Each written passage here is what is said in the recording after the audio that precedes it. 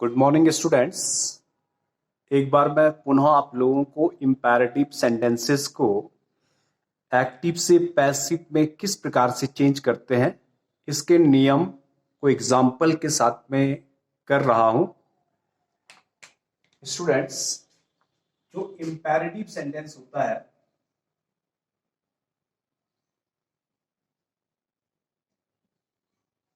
सबसे पहले हम इस पे देखेंगे, इसमें एक यू छिपा होता है स्टूडेंट। जैसे मुझे किसी को कहना होगा कि वहां जाओ, बहुत सिंपली मैं उसको कैसे कहता हूं, गो देयर।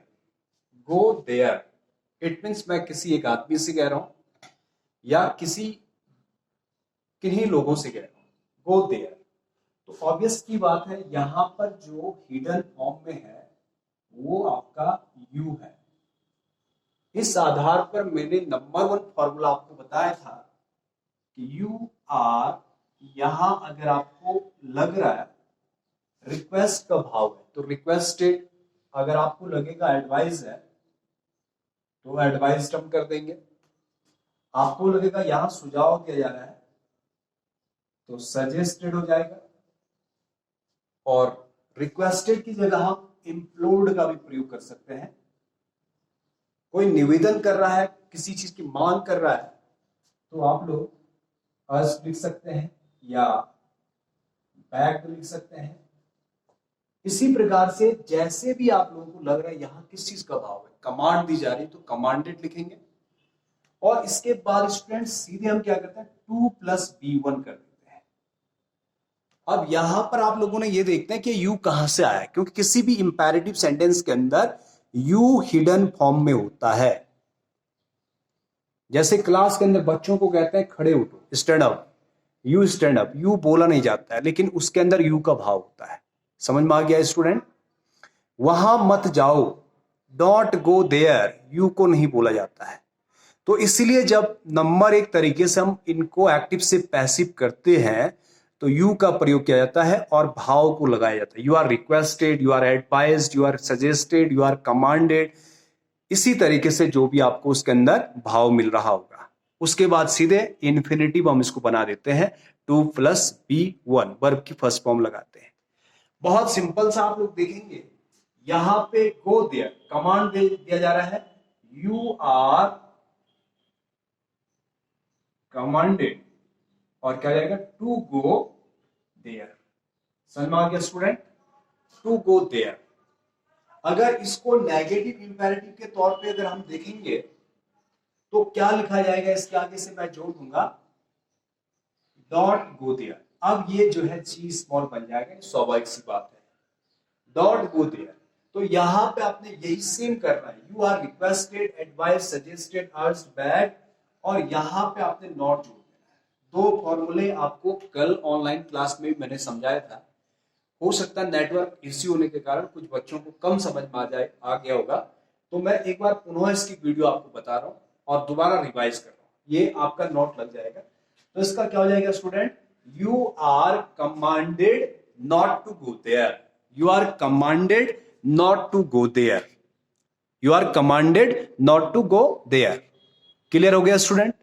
नंबर सेकंड जो फॉर्मूला था मैंने आपको बताया था, एक फॉर्मूला तो ये है इसका, ये पॉजिटिव के लिए, नेगेटिव इंपेरेटिव के लिए, और नंबर सेकंड फॉर्मूला आपका लेट था। इसके बाद सीधे हम ऑब्जेक्ट को लगाते हैं और इसके बाद बी को लगाते हैं और बी थर्ड को लगाते हैं। एक फॉर्मूला ये था आपका पॉजिटिव के लिए। अगर यहां पे फिर से नेगेटिव इंपेरेटिव है तो लेट प्लस ऑब्जेक्ट, और यहां क्या लग जाएगा स्टूडेंट, नॉट, और बी थर्ड लग जाएगा। ये आपका नेगेटिव इंपेरेटिव के लिए। लेकिन कोई जरूरी नहीं है कि सारे के सारे इंपेरेटिव, चाहे वो पॉजिटिव हो नेगेटिव इंपेरेटिव हो, दोनों फॉर्मूले के साथ हम कर पाएंगे। कुछ दोनों के साथ हो सकते हैं, कुछ एक ही के साथ हो सकते हैं, कुछ पर दोनों एप्लीकेबल नहीं होता है। समझ में आ गया स्टूडेंट? जैसे मैंने ये लिखा है गो देयर, तो इसको हम लेट से हम नहीं कर सकते हैं, इसको केवल नंबर 1 फॉर्मूले से ही करेंगे। और लेट से कैसे करेंगे, यहां पे देखिए आप लोग, बहुत सिंपल सा मैंने लिखा था, हेल्प द पुअर। इसको हम दोनों प्रकार से कर सकते हैं। यहां आप लोगों ने देखना है, सबसे पहले इससे मैं कर रहा हूं, मैंने यहां लिखा लेट। अब ये ऑब्जेक्ट यहां पे ये ऑब्जेक्ट है, तो लेट द पुअर। समझ में आ गया स्टूडेंट? इसके बाद बी है और इसके बाद वर्ब बी थर्ड, तो वर्ब इसमें ये है, तो इसका थर्ड फॉर्म क्या हुआ? हेल्प।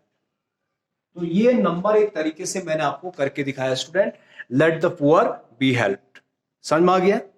इसको मिटाने के बाद मैं इसको नेगेटिव से कर रहा हूं, नेगेटिव में थोड़ा अलग सा लिख दूंगा मैं। नेगेटिव में मैं लिख रहा हूं डॉट इंसर्ट द पुअर।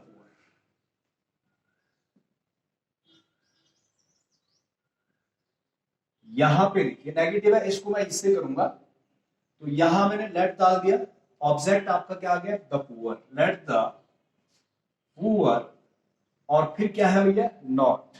ये देखो लेट द पुअर, ये देखिए आप नॉट और फिर क्या है? बी, और फिर क्या है? B third insulted.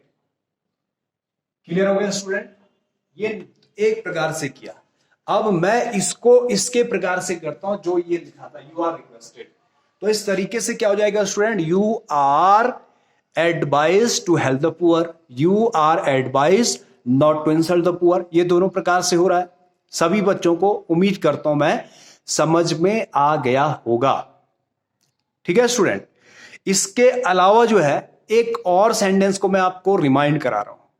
जब मैंने कहा था ये लेट वाले आप लोग 110% सब बच्चे कर लेंगे, कुछ को दोनों प्रकार से कर सकते हैं, कुछ को एक प्रकार से कर सकते हैं। तो आप लोगों ने एक्सरसाइज करनी है स्टूडेंट, पहले आप लोग इसको समझें और फिर करेंगे। अगला मैंने क्या कहा था स्टूडेंट?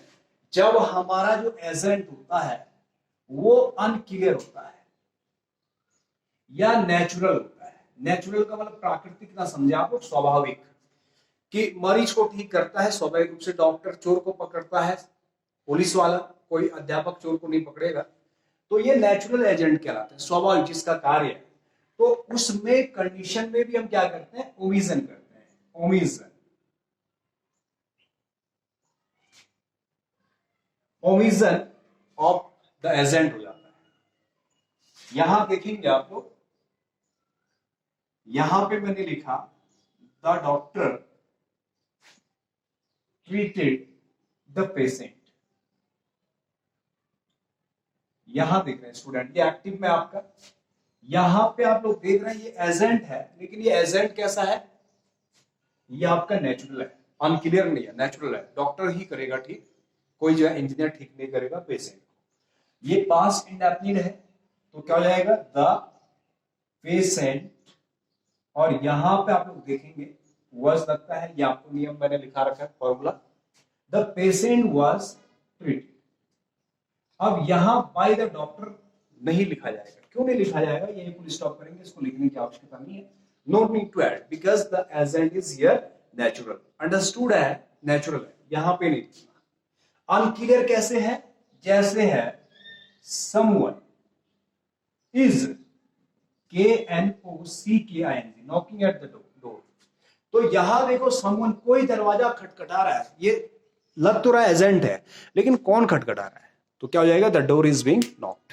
तो स्टूडेंट आज आप लोगों ने अगले एक्सरसाइज जो चल रहा था उस एक्सरसाइज के जो है 5 कर रहे हैं, यानी कि आपने 6 तक कर रखे तो 12 होते एक में, तो 6 और कर लेंगे 5 की जगह, तो 12 हो जाएगा।